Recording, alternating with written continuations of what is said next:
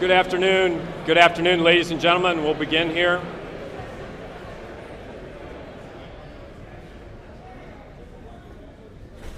Good afternoon, ladies and gentlemen, and welcome to the promotion ceremony for Colonel Jeff Watkins to the rank of Brigadier General. Please rise for the arrival of the official party and remain standing for the playing of the national anthem and the invocation given by Chaplain Burris.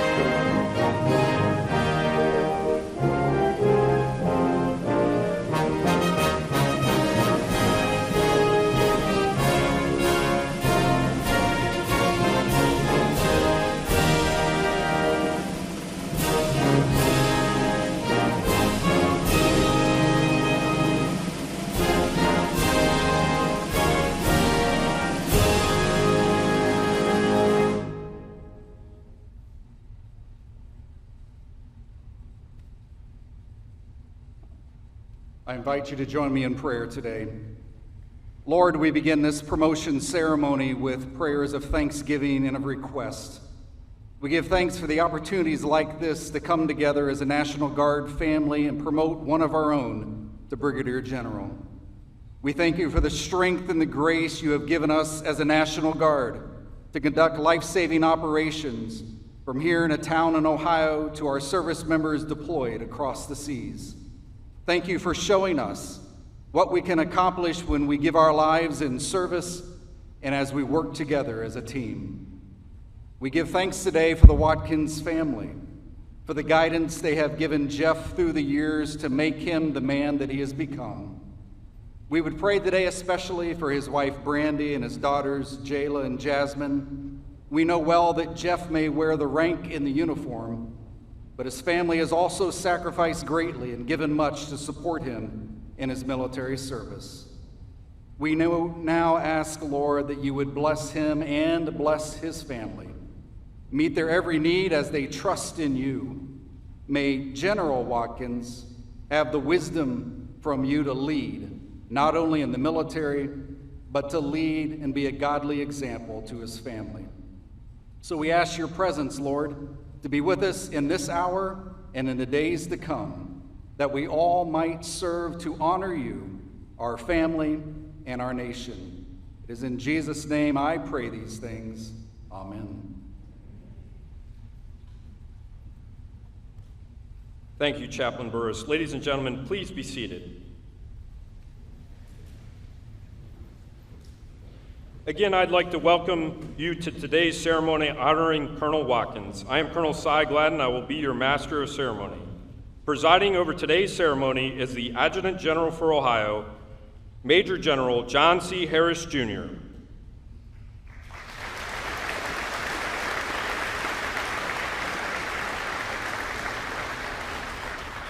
I'd especially like to recognize and welcome Colonel Watkins' special guests with us today. His wife Brandy, daughters Jayla and Jasmine, mother Barbara, brother Anthony, mother-in-law Jacqueline, and father-in-law J.D.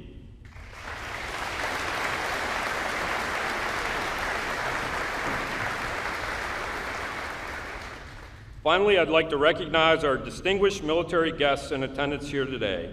Please hold your applause until the end.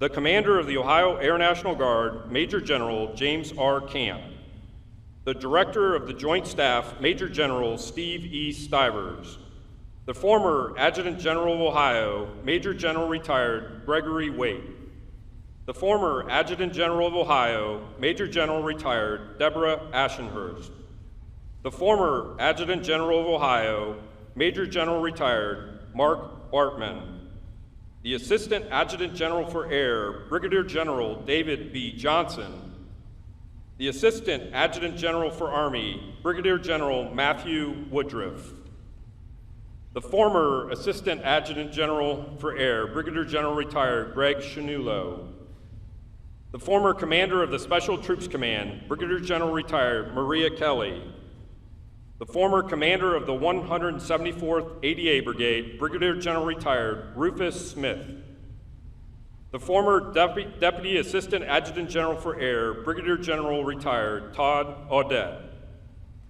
the former Director of the Joint Staff, Brigadier General Retired Dana McDaniel, the Commander of the State Defense Forces, Brigadier General Larry Pinkerton, the Interim State Command Chief Warrant Officer 5, Todd Hughes, the former State Command Chief Warrant Officer 5, Retired Jay Stuckman, the Command Senior Enlisted Leader, Command Sergeant Major William Workley, the State Command Sergeant Major Sheldon Chambliss, the State Command Chief for Air, Chief Troy Taylor, the former State Command Chief for Air, Chief Retired Tamara Phillips, and the former State Command Sergeant Major Retired Roger Jones. A heartfelt welcome to you all.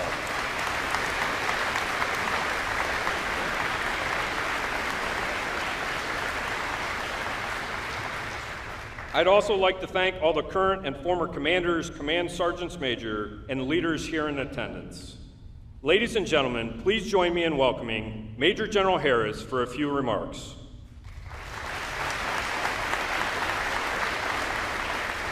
Thank you, Cy. Good afternoon. You know, as we were standing in the hallway, I looked at Colonel Promotable Watkins and said, listen, relax, there's no reason to be nervous. But after coming here and seeing this, you ought to be terrified. No pressure. They say that luck is that intersection where preparedness meets opportunity. So if that's truly the definition, then today's about luck for Colonel Promotable Jeff Watkins, for he is truly prepared for this opportunity. The state of Ohio has a long history of producing general officers. We can go as far back as Sherman, Grant, McClellan, Garfield, great leaders who made their place, emblazoned their place in history. But even in more recent history, names like Scaparrotti, McCarthy, God rest his soul, Murray, former commander of Army Futures Command, great leaders who were produced right here in the state of Ohio. That's because, number one, Ohioans have a great propensity to serve. Ohio's incredibly patriotic, and that tradition goes through the bloodline of Ohioans from one generation to the next. So today, Jeff Watkins, you enter the ranks of the strategic leader, which will be an easy transition for him because he's already demonstrated that ability. Throughout his career, he has on many occasions been hand-selected for key assignments. Some of those include the commander of our civil support team, which, by the way, just distinguished themselves in the derailment up in East Palestine. That organization was built on a tradition of excellence of leaders like Jeff Watkins. Handpicked for the operations officer of the Region 5 Homeland Response Force. He was handpicked to serve as an inspector general, and he was handpicked to serve as the commander of that Region 5 Homeland Response Force. And today, I share with you that he was handpicked to serve for this first time ever assignment, when we've had a full-time director of the Joint Staff here in the building. He'll be dual-hatted. He'll serve as the director of the Joint Staff and the Chief of Staff of the Army National Guard. So we've, as General Campick used to say, we've got a pretty large saddle for him to put on him. I will tell you, he's also, in spite of the fact that he's always demonstrated himself to be a technical and technically competent officer, truly we're here today because he has made a career of caring for people. And I'd like to ask you, just raise your hand if you do now or ever consider Jeff Watkins to be a mentor to you. Wow. Wow. That was more than I expected. Because I've observed throughout his entire career that when soldiers are in need of advice, counsel, career advice, they've always turned to him. And that's been the case ever since he was a young lieutenant. So Brandy, Galen, Jasmine, you should feel awfully proud today, because today not only marks recent performance and recent excellence, but a full career of being a person of great character. I know he's a great dad. I know he's a great husband, because of the conversations that we share and the sacrifices that he makes to make sure that he's there with his family. So congratulations to you, Brandy. You're going to be a great general's wife, because you're already there. You just demonstrate so much poise and class and so much support for Jeff. So thank you for that. Thank you for what you're going to do, because it will be a very interesting ride for the next few years, but we know that together you two are prepared for it.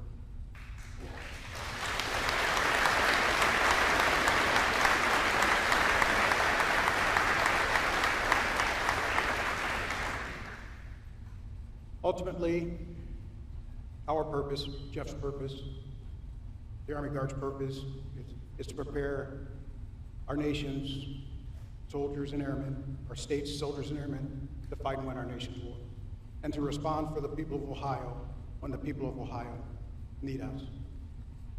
So as you enter this strategic realm where there will be very little guidance, there's no higher order to translate to figure out what it is you need to do, you'll have the responsibility to read and understand the environment, make decisions very often in the absence of complete information. And we have great confidence in your ability to do that. And before I close, I'd just like to share with the family the significance of the rank that he's about to put on. Generally, back in the Civil War days, the Brigadier General commanded brigades, generally comprised of about 4,000 people. Today, he's entering a position where he'll have a responsibility for almost 16,000 people at the Director of Staff. The Star has represented the Brigadier General from all the way back to 1770, actually a little after 1775. Initially, in 1775, the Brigadier General was designated on the battlefield by a pink sash that was worn at breast height. Thankfully, in 1780, that rank was changed to the Silver Star, and has been the rank representing the Brigadier General since that time, unchanged. There was actually a period from 1802 to 1812 when the rank of Major General was done away with, and Brigadier General was actually the highest rank in the Army. So if that gives you a sense of the level of responsibility and expectation that we have, every soldier, airman, retired general officer here has for Colonel Promotable Jeff Watkins. I hope that puts it in perspective for you.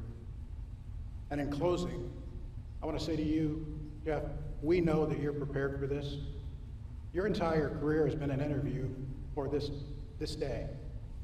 Your entire career, you've demonstrated your readiness for this. You're caring for your service members. You're competent, but most importantly, your character as a man and a husband and a leader. So my family and I pray great success to you.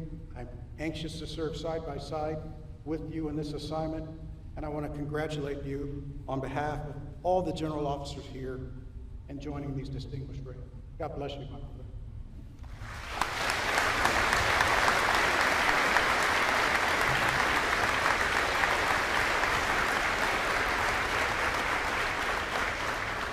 Sir, at this time, we'll continue with the promotion ceremony.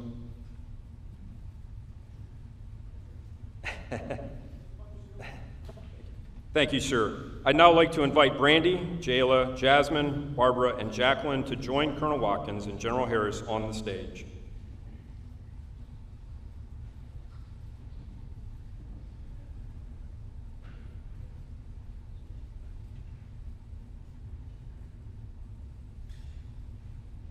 Attention to orders. The President of the United States, acting upon the recommendation of the Secretary of the Army, has placed special trust and confidence in the patriotism, fidelity, and qualities of Jeff Watkins. In view of these qualities and his demonstrated potential to serve in the higher grade, he is therefore promoted to the rank of Brigadier General, effective 1 February 2023, by special order of the Secretary of the Army, signed Daniel R. Hokanson, General, Chief of the National Guard Bureau.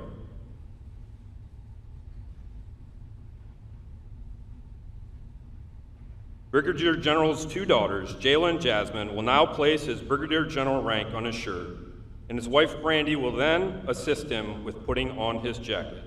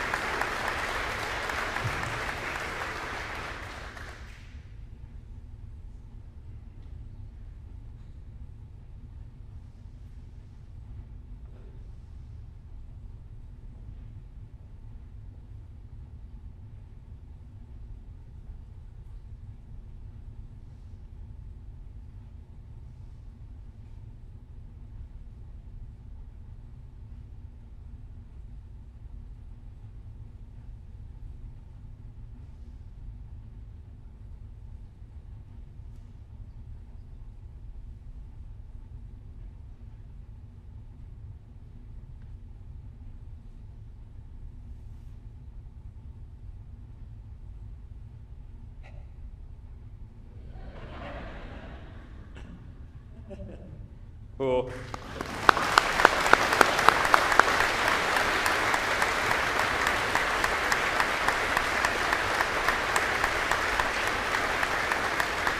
Ladies and gentlemen, please be seated. Master Sergeant Neil Thompson will now conduct a uniform inspection. After receiving his first salute as a general officer, Brigadier General Watkins presented Master Sergeant Thompson with a silver dollar. The coin symbolically acknowledges the receipt of respect due to the new rank and position. Next, General Watkins' mother-in-law, Jacqueline, will present him with his garrison cap with his Brigadier General rank pinned on the front.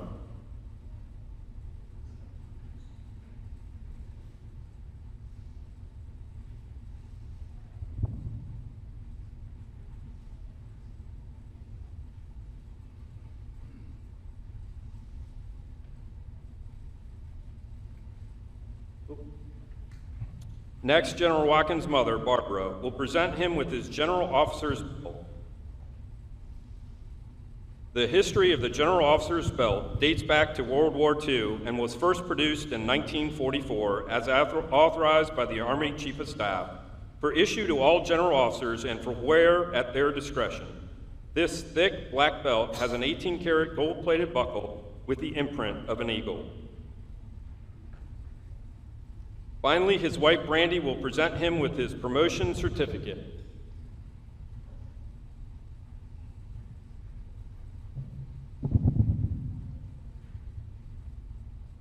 It reads, "To all who shall see these presents, greetings.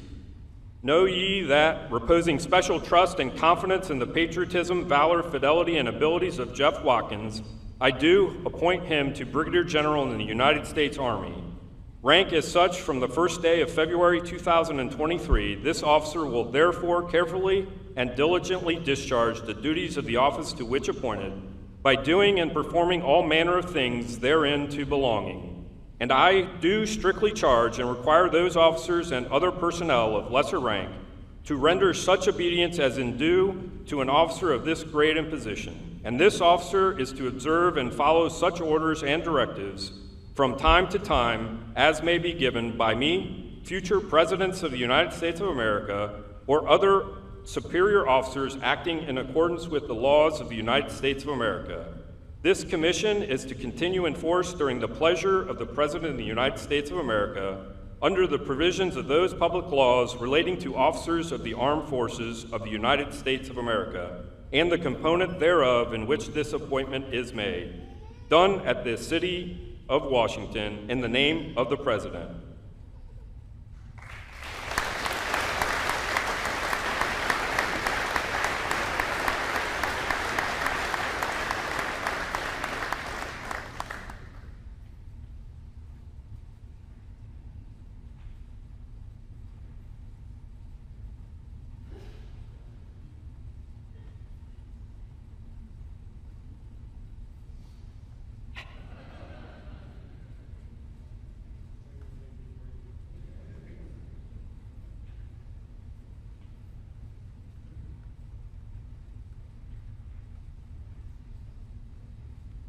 Every promoted officer reaffirms their commitment to serve the nation as a member of the armed forces.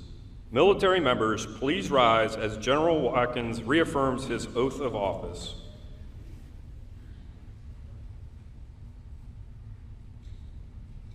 Raise your right hand, repeat after me. I state your name. Do solemnly swear that I will support and defend the Constitution of the United States against all enemies, foreign and domestic. I will bear true faith and allegiance to the same.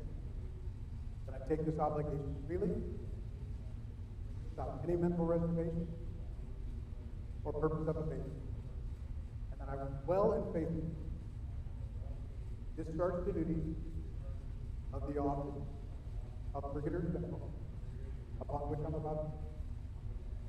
So help me.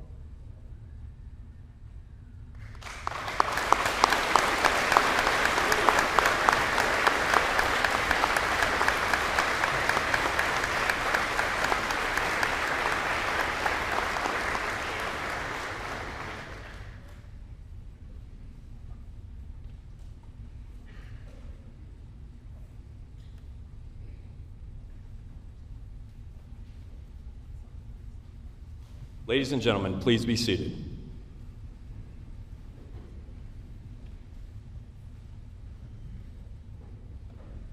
Throughout the history of warfare, a general officer's personal flag has symbolized leadership on the battlefield.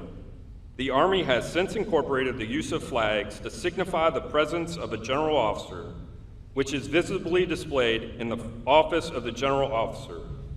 To commemorate his position to Brigadier General, we will now unfurl Brigadier General Watkins' one-star flag.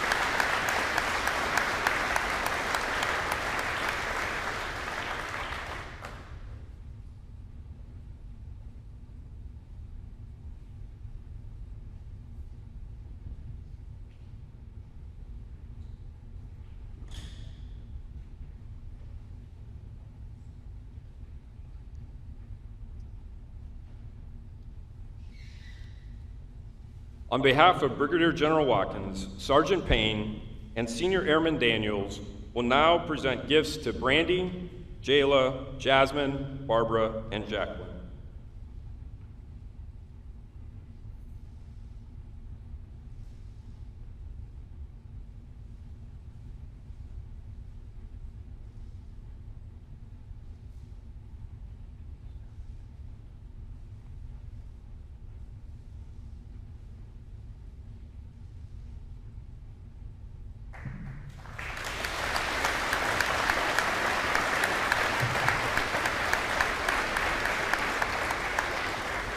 Now it is my distinct honor for the first time to introduce Brigadier General Jeff Watkins.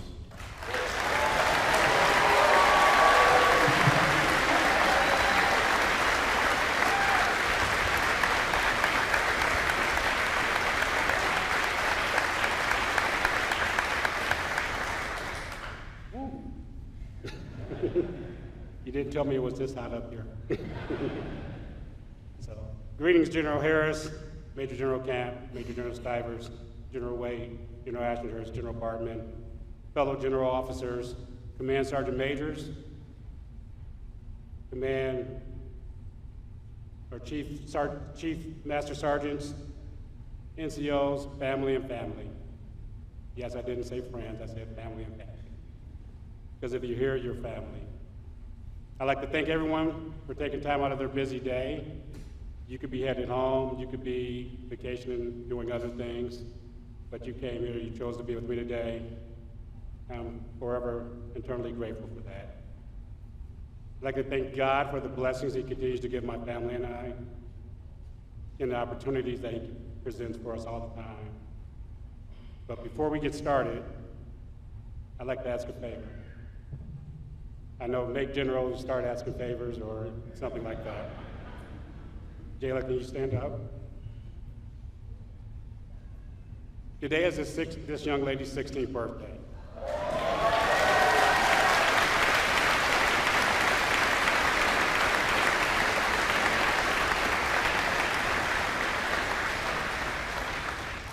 And like most people, when you walked in, you didn't recognize her. But if you can join me in singing happy birthday to her, it would just show her a small portion of the impact that this organization is able to have on people. So, you ready for this? On three. 1, 2, 3. Happy birthday to you. Happy birthday to you.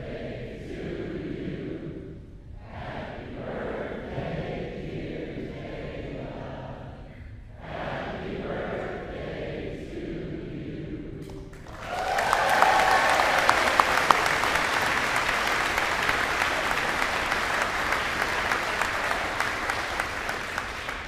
Thank you very much for that.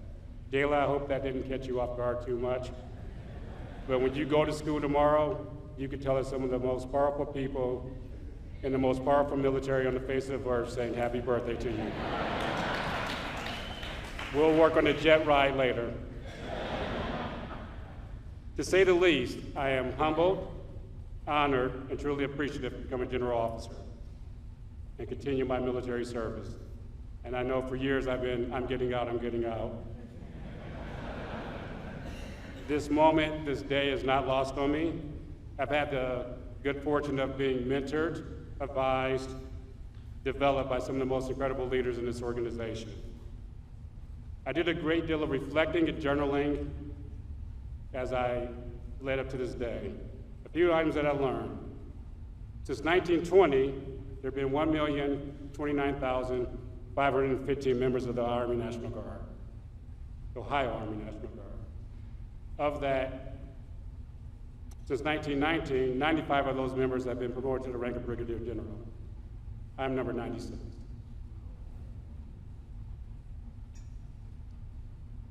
When you do the math, it breaks out to 0.00932%. Roughly, or wow. For a better perspective, the $1 billion Mega Millions last month was, chances of winning were 0.0000303%. So that shows you the era that I'm walking in, and I truly am very appreciative of that. Didn't know you were getting a math lesson today, huh? Of that 1,029,515, it doesn't include 6 years during World War II or a 7-year stretch from 1951 to 1958 that we don't have any data, but still a great number and a great group of individuals that I get to say my name with. I have a great family, incredible support system. I've been allowed to stand on the shoulders of giants. Between Brandy and I, our families have every branch of the military covered. Every single branch, with the addition of our nephew Christopher, who just joined the Coast Guard. Our contribution to the Air Force is tremendous. My younger cousin Melissa flew out here from Fort Carson to be with us today.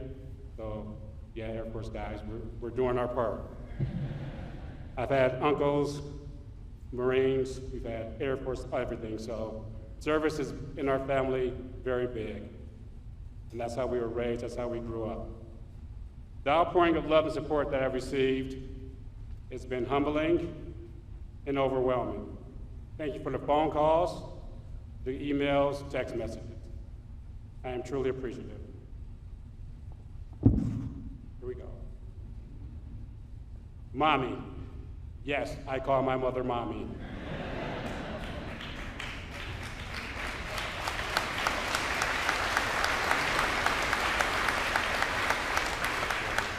Any issues with that? The line starts over there, she's right there. Thank you for instilling in me, hey, a work ethic, self-reliance, drive, resilience, and a desire to serve other people. These traits have brought me, these traits have allowed me to reach levels that only you saw in that hospital room when we were in Germany. Thank you for the conversations, your prayers. Even the conversations you didn't think I was listening. And don't worry, there's a room full of people that think the same. I heard every word you said. But most of all, I firmly understand when you said, as long as God wakes me up, there is nothing I can accomplish. Thank you. I'm the middle child of 3 boys. I have 2 incredible brothers. My older brother Anthony is here, my younger brother Alvin's not. My older brother Anthony's nickname is Bino. I don't think anyone that really knew his real name was Anthony. My older brother has always stated that we get our gifts from someplace, whether we observed or we were taught. His gift was coaching, developing and leading young athletes. He still does that to this day. Alvin's gift was and still is his intelligence and his craving for knowledge. My gift, being our parents' favorite child. And watching those 2 fight for number 2. More importantly, I'm thankful for them being 2 of the biggest heroes in my story.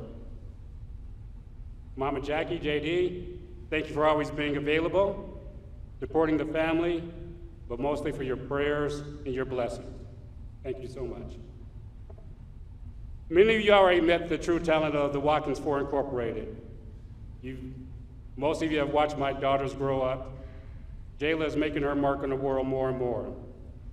Jasmine, the one that your parents say, I hope you have one just like you. Jasmine's that one. Jazzy, when you finally decide what you want to do in this life, the world's going to take notice. Because you won't give them a choice. Brandy is the one that keeps this family rolling. She's sacrificed many things, goals to keep us going in the right direction. She's usually right about most things. One thing I would tell you you've been wrong about. We started dating and you told me, don't talk to me like that, I'm not in the military. I am not in the Army. You have never been so wrong in your life. You didn't realize that you signed up to be the platoon sergeant, company commander, sergeant major, CEO, COO, general officer of the world. I hope you ladies accept those small tokens of my appreciation. General Harris, I'd like to thank you for a conversation that we had January 2011 in Building 931. at Range B. I remember a lot of things. I told you, you might not think I'm listening, but I'm always hearing. There were no promises made, no guarantees given, just opportunities that led me to this day. Thank you for being the leader you are, but most importantly for the man that you are. I am truly humbled by your leadership. Angela, thank you for your prayers, your support, and your enthusiastic energy that you bring to this organization. Thank you very much. There are many people here I could thank and acknowledge, and that would take years. I've been advised not to do that. I could rattle off 1,000 names for all the support, mentoring, education that I've received at every level of my life in this chosen profession. I promise not to do that. If you are here, know that you've contributed to this day. My career could be summed up as unique results require unique relationships. These results and relationships were just a part of my journey. Military service, again, runs deep in our family, and we continue to serve to this day. My journey started young. My high school wrestling coach is here. Mr. McIntyre, can you stand up, please?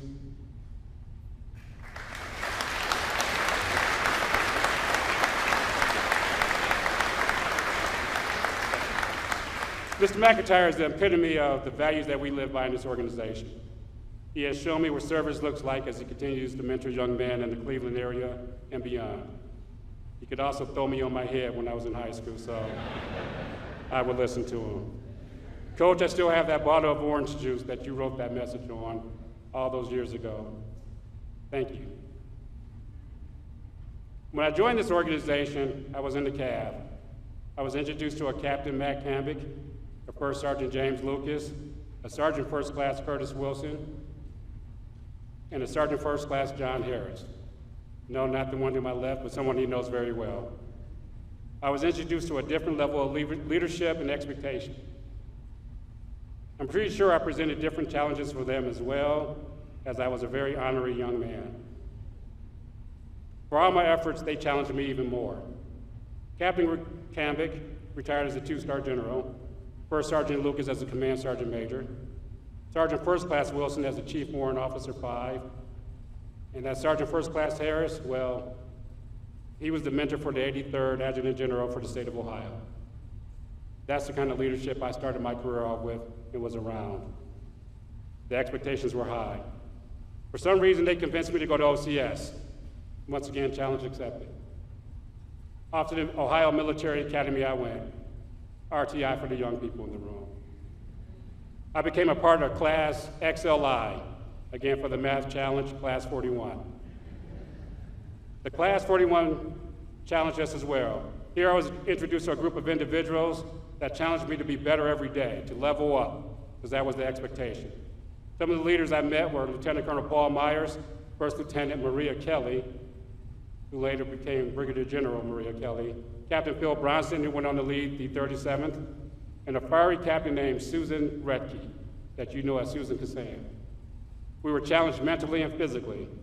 We started the OCS primers in February, March, with over 150 people. We graduated 24. We built relationships that have stood the test of time. Some of my classmates are here today. My brother Mike Watkins, my brother Jason Darren, my brother Ben Capriato, Mike Wood, and I think Matt Crawford. Matt Crawford and I are the only ones still left in this organization of those 24, but there are relationships that were built on trust and brotherhood. Thank you, gentlemen, for pushing me to the next level. I appreciate you. Around that time that I was in OCS, I started at Oriental House. I thought I saw him earlier, but I don't see him. Oriental House is a community-based corrections organization. Provides quality professionalism, compassionate behavioral health, and contributing to safer communities. This organization gave me an opportunity to work with adults and eventually juveniles. So it set me up for success to be a platoon leader. Working this way was a way to prove my leadership and sometimes difficult personnel with an eye on achieving certain goals. Bernie, can you stand up, please? Bernie Rochford is the Executive Vice President of Oriental House. He saw something in me young and helped me achieve so many goals. The kind of employee that if I wasn't gone 4 to 5 months a year, They thought something was wrong, but they supported me every day of that journey. Thank you, Bernie.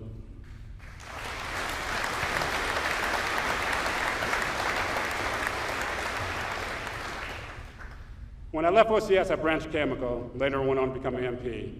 I did spend 2 months as a mortar platoon leader. Yeah.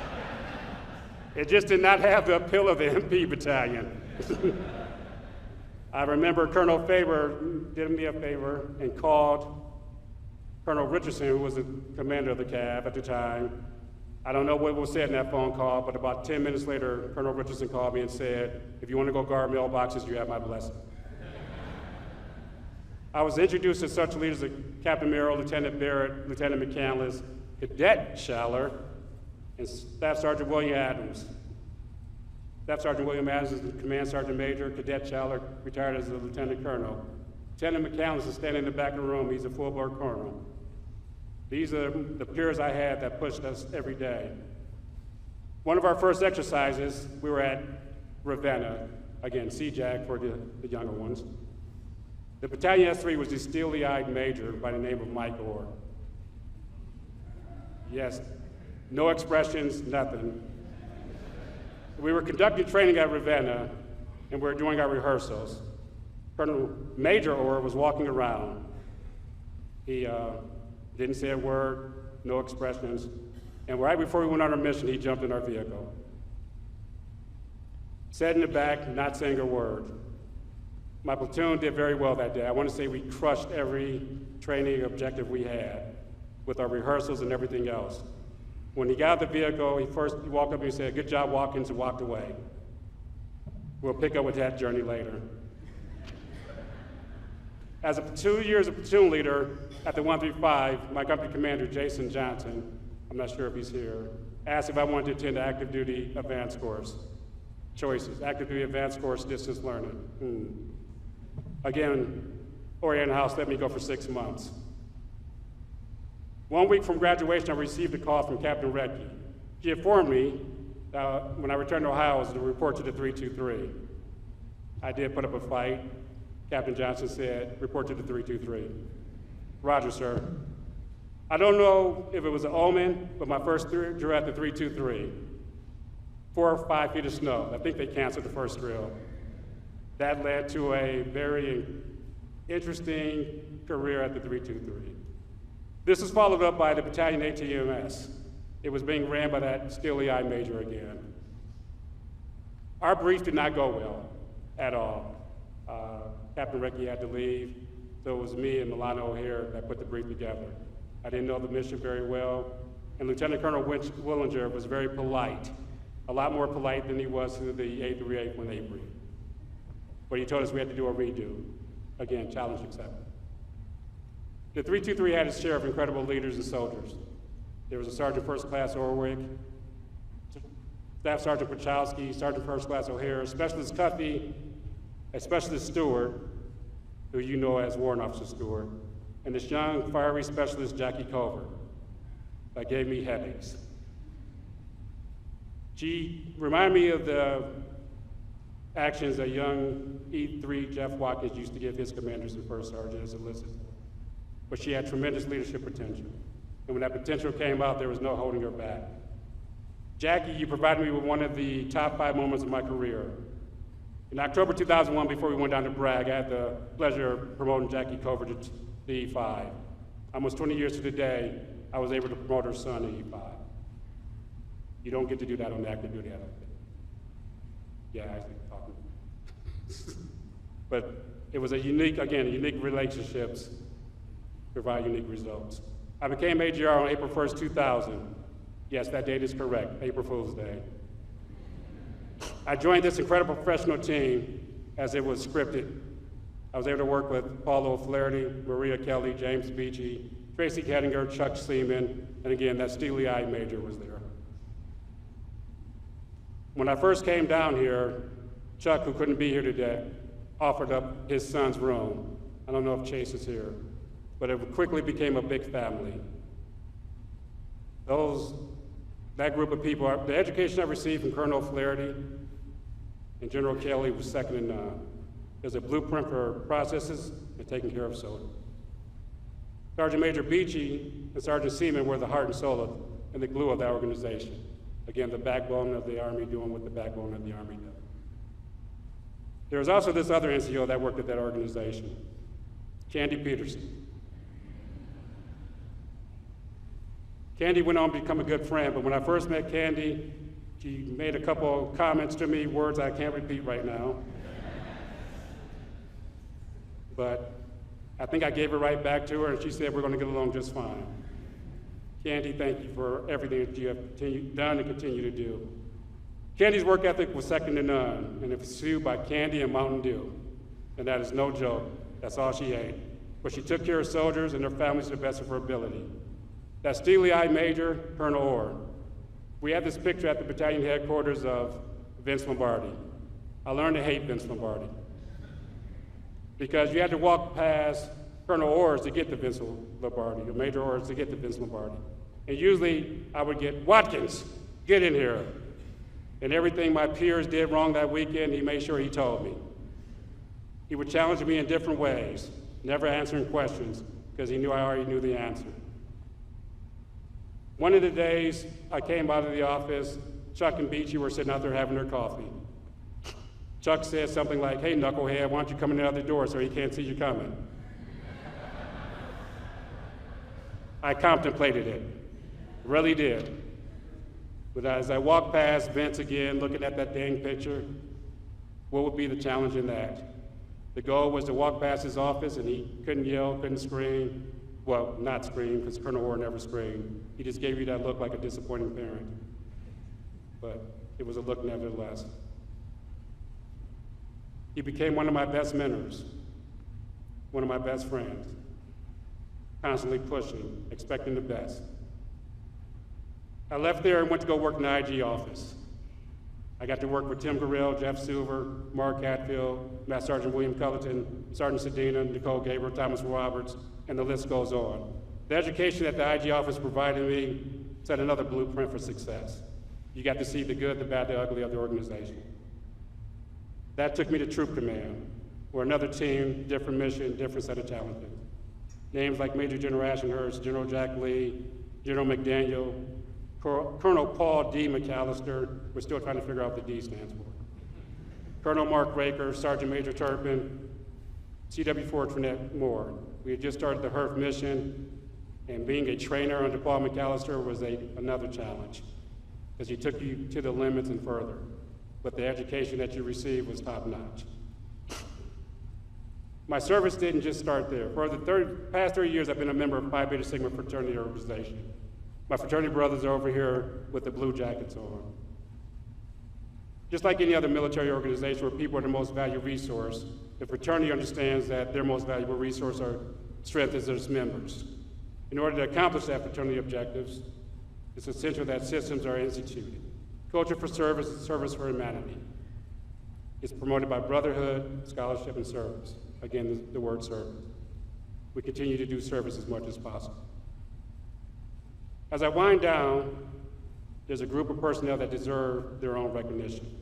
They are advisors, mentors, brothers and sisters, battle buddies, confidants, and they are the backbone of this chosen profession. Isaiah 6:8 says, then I heard the voice of the Lord saying, who shall I send? And who will go for us? And I said, here I am, send me. The NCOs do that better than anyone I know across the Army and the Air. They are second to none. These NCOs have been instrumental in my success as an officer and a soldier, so bear with me for a few more moments.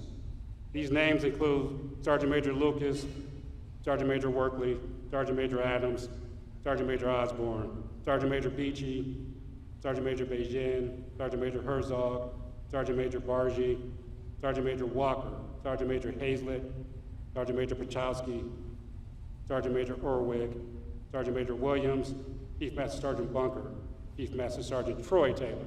You miss me sitting next to you, don't you? Chief Master Sergeant Phillips, Chief Master Sergeant Ed Taylor, Sergeant Major Sedina. So there's a group of people I've left, but these E9s are always available for counsel, discussion. Of course, they have passed me on from one to the other saying, I can't do any more with this one. These NCOs have built up a bench of incredible E8s that have stepped up to the task every chance they get.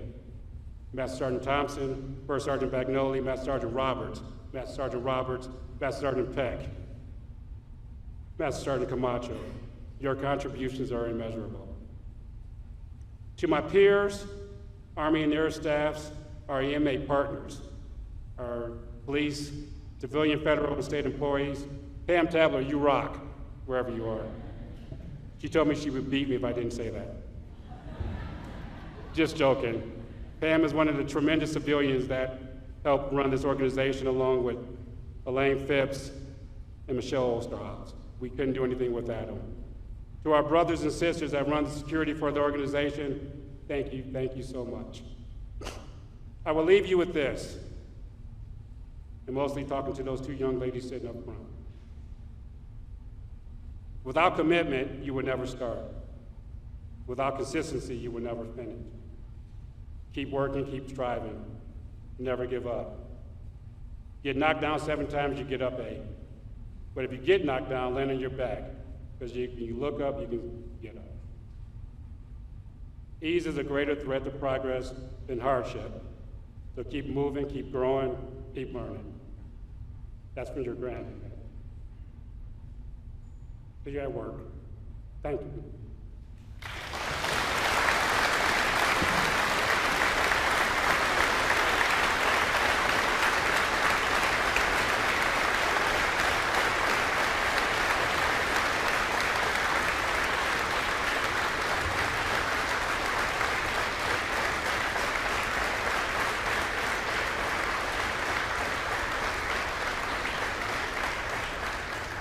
Thank you, sir. Ladies and gentlemen, please remain standing as Chaplain Burris offers the benediction, and remain standing for the playing of the Army song and the Air Force song. Let us receive this benediction.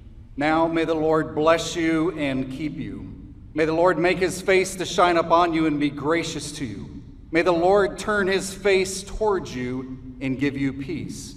May the Lord, who is able to do immeasurably more than all we would ask or imagine, according to his power that is at work within us, let us go now and continue to serve.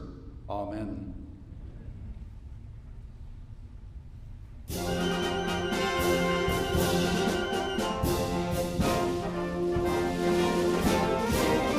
March along, sing a song with the army of the free. Count the brave, count the true, who have fought to victory. We're the army and proud of our name. We're the army and proudly proclaim. First to fight for the right and to build the nation's might, and the army goes rolling along.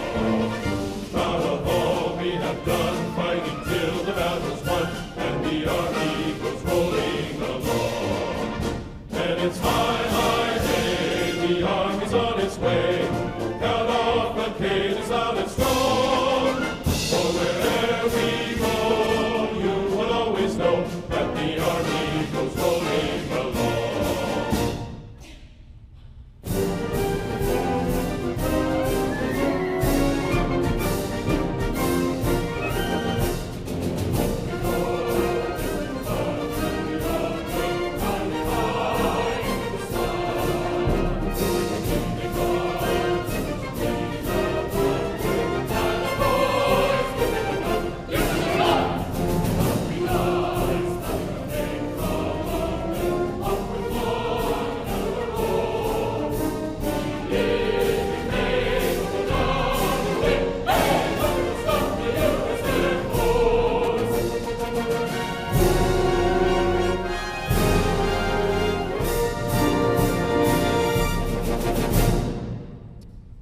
Ladies and gentlemen, this concludes today's ceremony. On behalf of Brigadier General Watkins and his family, I would like to thank you all for attending.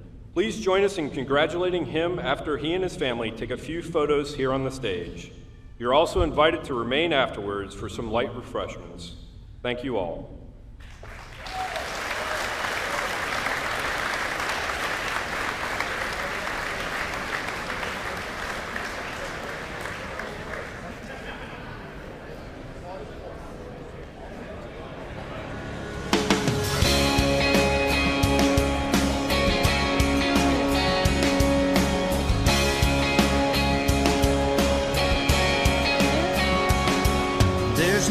left to pack.